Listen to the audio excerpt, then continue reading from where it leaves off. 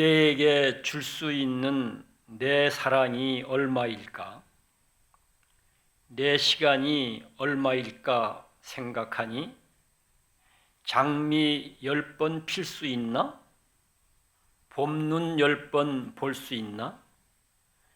헤어보니 부질없이 눈물 나네.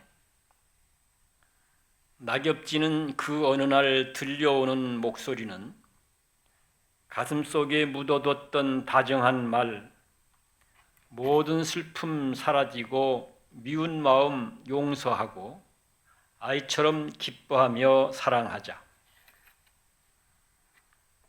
70살이 이렇게 가까운지 몰랐네. 언덕 내려가 빵집을 지나 동네 입구 널려있는 술집들처럼 늘 다니던 길에 70년이 있었네. 70살이 이렇게 가벼운지 몰랐네. 떠가는 구름, 해질녘 풍경, 가로등 밑 흘러가는 발걸음처럼 늘 걷던 길에 70년이 있었네. 70살이 이렇게 허무한지 몰랐네. 이룬 것 없이 욕심만 커져 여기저기 기웃대는 구경꾼처럼 못 가본 길에 70년이 있었네. 70살이 이렇게 덧없는지 몰랐네. 새하얀 낮과 새카만 밤을 무심하게 흔들리는 시계추처럼 꿈속을 걷다 70년이 흘렀네. 꿈속을 걷다 70년이 흘렀네. 늘 다니던 길에 70년이 있었네. 공감이 되세요?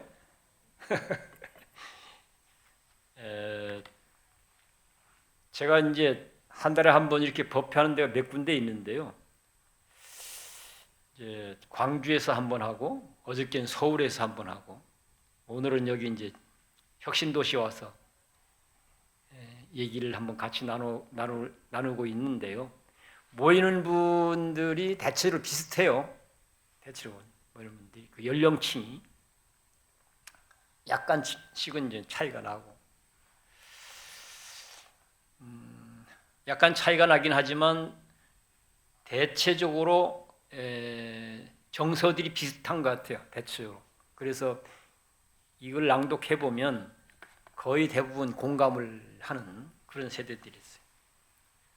그런데 이 내용 보면 한마디로 정리하면 뭐예요? 인생 참 허무하네. 그런 거잖아요. 진짜 그렇게 허무한 것이 인생일까요? 어떻습니까? 이걸로 보면 허무하다 이렇게 되는 거잖아요. 인생 참 허무하네. 어떻게 보면 인생이 허무하다는 것으로 우리가 결론을 내리고 보면 살아야 할 의미를 사실은 잃게 되는 거잖아요. 애써야 될 의미도 잃게 되고 더 좋은 삶을, 더 바람직한 삶을, 더 어쩌면 멋있는 삶을 모색하려고 하는 것도 사실 의미가 없어져 버리죠. 인생이 과연 그런 것일까?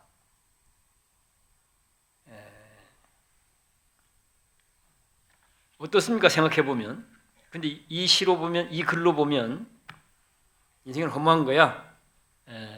이렇게 이제 결론이 내려지고 있는데 불교는 어떻게 볼까 하는 얘기입니다. 오늘 약간 이제 일반적인 사유 방식과 부처님의 사유 방식이 어떻게 다른지 한번 같이 생각해 보자 이렇게 이제 시작을 했는데요. 그러면 불교 사유 방식은 뭐라고 얘기하고 있을까? 한번 간단한 내용을 한번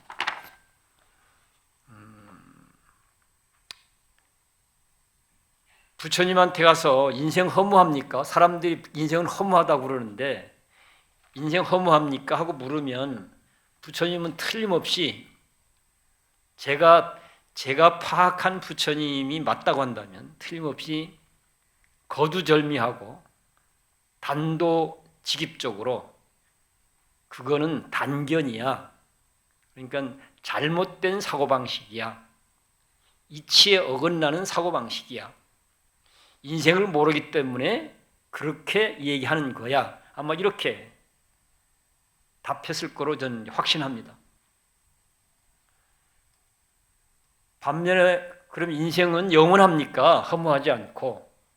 사람들은 그 반대로도 주장을 하는데 진짜 반대로 주장하는 사람들 얘기처럼 인생은 정말로 영원합니까? 허무하지 않고 영원합니까? 이렇게 물으면 그것도 단견이야. 잘못된 사고방식이야. 이치에 어긋나는 사고방식이야. 뭘 잘 모르니까 그렇게 생각하는 거야. 보나마나 그렇게 해. 그러면 또 하나의 질문이 생기죠. 어떤 질문이 생깁니까? 자, 허무한 것도 안 맞다? 영원하다고 하는 것도 안 맞다. 그럼 뭐요? 이렇게 질문하게 되잖아요. 그럼 부처님 뭐라고 하셨을까요? 그거는 중도적으로 다뤄야 돼 이렇게 얘기합니다. 중도적으로 봐야 돼. 중도적으로 다뤄야 돼. 그럼 중도적으로 다루면 어떻게 표현되고 설명되고 있을까요? 중도적으로 다루면 과연 어떻게 표현되고 있을까? 우리가 잘 알고 있는 법성계 다 아시죠? 아마 제사 지낼 때마다 우리가 법성계를 독송합니다. 이 법성계는 잘 아시다시피 어쨌든 한반도 우리 민족이 낳은 위대한 어떤 스승 중에 한 분이 대표적인 인물이 원효 스님이라고 얘기를 하고 그 다음에 원효와 함께 사이좋게 지냈던 친구인 의상 스님이라고 얘기하죠. 이 의상 스님이 지은 내용이 법성계입니다. 이 법성계는 화엄경 이야기를 화엄경에 담겨 있는 내용을 아주 압축해서 아주 뭐랄까 이제 단순 명료하게 잘 표현해낸, 그래서 명작으로 평가될 정도로 잘 표현해낸 그 저술 내용이 법성계입니다. 이 법성계는 따라서 법성계에서는 부처님이 중도적으로 해야 돼, 중도적으로 다뤄야 돼, 중도적으로 봐야 돼, 중도적으로 생각해야 돼 이랬는데 그 중도적으로 생각하는 내용을 법성계에서는 뭐라고 표현했는가? 한순간이 영원이요, 영원이 한순간이다 이렇게 되어 있습니다. 어떻습니까? 거기에 허무한 거야 이런 사고방식이 발붙일 수가 있습니까? 발붙일 수가 없습니다. 반대로 영원한 거야 이렇게 단정하는 것도 거기에는 허용되지 않습니다. 그러면 어떻게 설명할 수 있을까? 굳이 말로 표현하면 인생은 허무하기도 하고 영원하기도 해 이렇게 표현할 수 있습니다. 허무하기도 하고, 그러니까 어떻게 보면 허무하다고 말할 수도 있고 또 어떻게 보면 영원하다고 말할 수도 있다. 그러면 우리가 어떻게 해야 되나? 그렇게 정리해서 굳이 말로 표현해보면 인생은 영원하다고 말할 수도 있고 허무하다고 말할 수도 있는데 이 두 가지가 하나로 엮여 있다. 따라서 굳이 말로 하자면 허무하기도 하고 영원하기도 한 거야. 이렇게 표현할 수 있다. 이렇게 얘기할 수 있어요. 일반적인 사고방식과는 완전히 다르죠. 그래서 중도적으로 하게 되면 허무주의에 빠지지 않고 허무주의를 넘어서게 됩니다. 중도적으로 하게 되면 허무주의에 빠지게 되면 아까 설명했던 대로 어쩌면 살아야 될 어떤 의미나 살아야 될 가치를 잃어버리게 되는 거잖아요. 허무주의에 빠지게 되면. 반대로 영원주의에 빠지게 되면 어떻게 되는가? 삶에 대한 쓸데없는 애착과 욕심을 부리게 돼요. 그래서 삶이 엉망이 돼버려요. 쓸데없는 애착과 욕심을 갖고 삶을 다루게 되기 때문에 그래서 허무주의에 빠지는 사고방식도 사실은 바람직하지 아니한 사고방식인 것이고 영원주의에 빠지는 것도 바람직하지 아니한 사고방식인 거예요. 그래서 영원주의도 넘어서고 허무주의도 넘어서서 어떻게 사실을 사실대로 다뤄가야 된다. 이런 것이 이제 불교적 사유방식인 거죠. 이런 생각하고 또 연결되어서 생각해 볼 수 있는 게 이제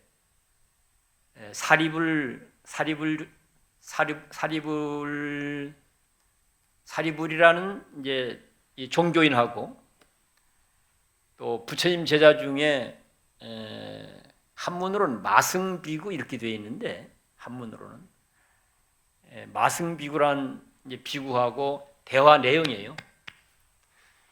사리불이 어느 날 이제 어디를 가다 보니까 어떤 스님이 탁발을 다니고 있는데 그 탁발하러 다니는 그 스님에게서 풍기는 기운이 너무나 멋있고 좋아서 감동을 받아요. 그래서 야, 저 스님한테 뭘 좀 물어봐야 되겠다. 그렇게 마음 먹고 이제 탁발이 다 끝나고 나니까 정중하게 가서 묻습니다. 당신은 누구의 제자입니까? 이렇게 물어요. 그러니까 나는 서가모니 부처님의 제자다 이렇게 얘기를 해요. 그러니까 또 물어요. 그러면 그분은 뭘 가르칩니까? 좀 그 가르침을 나한테도 좀 소개해 주시오. 이렇게. 그러니까 그 스님이 아니 내가 출가한 지가 얼마 안 돼서 내가 뭐 설명할 수 있는 내용이 없다. 그러니까 좀 매달려요 이제. 아 그러지 말고 그냥 한 구절만이라도 알려주시오. 그래서 한 구절 중에 내용입니다. 그게 뭐냐면 제법 종연멸, 제법 종연생, 아불대사문, 상작 여시설 뭐 이런 얘기인데요. 그 말을 뭐 우리말로 그냥 풀면 모든 현상은 인연 따라 발생하고 모든 현상은 인연 따라 사라진다. 나의 스승 대사문신 서가모니 부처님께서는 늘 이렇게 말씀하신다. 이렇게 이제 당신이 들었던 내용을 소개를 해줘요. 근데 그 내용을 듣고 어마어마한 이제 감동을 받습니다. 사리불이. 그리고는 바로 출가하러 가서 부처님의 제자가 되고 부처님의 10대 제자 중에 대표적인 인물이 되죠. 뭐 여기서는 그 부처님이 우리에게 가르쳐주는 내용, 모든 현상은 그것을 인생 문제로 좁혀놓으면 인생은 뭐 이런 얘기죠. 인생은 인연 따라 태어나고 인연 따라 죽고 그런 거야. 그런 얘기죠. 삶의 현상으로 나타날 만한 조건이 만들어지면 삶의 현상으로 나타나게 되고 죽음의 현상으로 나타날 만한 조건이 만들어지면 죽음의 현상 조건이 만들어지면 죽음의 현상으로 나타나는 게 세상 이치이고 인생이야. 이렇게 얘기하고 있는 거죠. 이렇게 어떤 조건을 만드냐에 따라서 삶의 모습으로 나타나기도 하고 죽음의 모습으로 나타나기도 하고 또는 뭐 남자의 모습으로 나타나기도 하고 여자의 모습으로 나타나기도 하고 조건을 어떻게 만들어야 해요? 그 조건은 누가 만드는 것인가? 일단 스스로가 만들어가는 거죠. 스스로가. 그래서 이런 내용이 이제 일반적인 사유방식과 일반적인 사유방식은 크게 나누면 두 가지예요. 하나는 인생은 허무해 하는 사고방식, 다른 하나는 영원해 하는 사고방식. 부처님은 그 틀렸다 이렇게 얘기하는 거예요. 사실은 영원하다라고 표현할 수 있는 부분도 있고 또는 허무하다라고 표현될 수 있는 부분도 있는데 이 두 가지가 따로따로 떨어져 있지 않다는 얘기예요. 마치 손등과 손바닥처럼 이제 연결되어 있기 때문에 맞붙어 있기 때문에 하나로만 단정할 수가 없어. 그래서 영원주의라고 하는 병폐에도 빠지지 않고 넘어서고 허무주의라고 하는 병폐에도 빠지지 않고 넘어서서 큰 길이 열리게 되는 거야. 지금 이렇게 얘기를 하고 있거든요. 그래서 이 불교 사유 방식을 우리가 잘 지금 말씀드렸던 내용들이 아주 한 예로 말씀을 드리는 건데 이런 것들을 우리가 좀 잘 학습하고 또 깊이 이해하고 공감하고 이것을 내 삶의 신념으로 확립하고 이렇게 하면 허무주의도 넘어서고 또는 영원주의도 넘어서서 멋있는 삶을 살게 되고 죽어야 할 조건이 주어졌을 때 우리가 어쩌면 삶을 당당하게 살아갔듯이 죽음도 당당하게 또는 여유롭게 의연하게 죽음도 소위 죽음도 맞이할 수 있게 된다.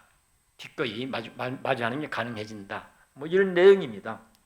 그래서 어차피 우리는 이제 태어난 자는 반드시 죽는다고 안 죽는 사람이 없잖아요. 그러니까 어떻게 보면 죽음이야말로 다반사예요. 다반사. 태어난 자 치고 안 죽은 적이 없어요. 안 죽은 사람이. 그러니까 인연 따라서 필연적으로 이승을 버리고 저승으로 가야 된다고 한다면 어차피 가야 될 일이라면 기꺼이 잘 기꺼이 맞이하는 게 훨씬 편안하게 또는 격조 있게 삶을 마무리할 수 있게 된다. 그런 내용입니다. 기왕이면 그런 준비를 위해서 우리가 죽음에 대한 이야기를 해보자고 지금 그러고 있는 거죠. 그런 준비를 위해서. 그런 생각과 연결될 수 있는 법성계 또 한 표현은 아까는 이제 제법종연생, 제법종연열 이거 얘기했고 일념 즉시 무량거 법성계가 순간이 영원이요 영원이 순간이다 이런 얘기입니다.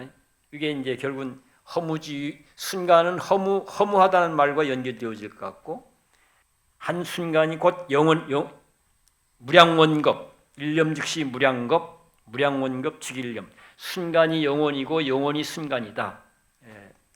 그런 사고방식이 중도적 사고방식이다.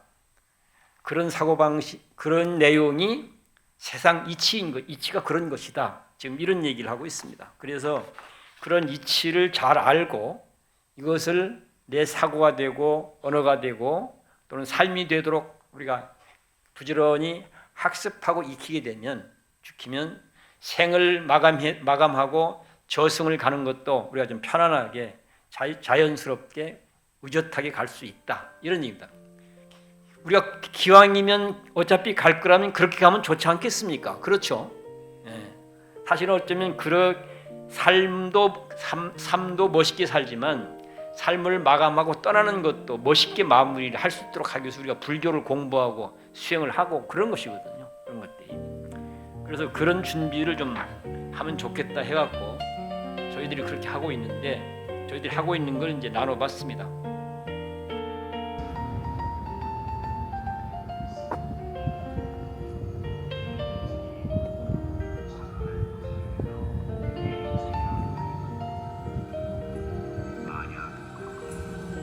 화를 내어 그를 미워하면 이는 완고함으로서 완고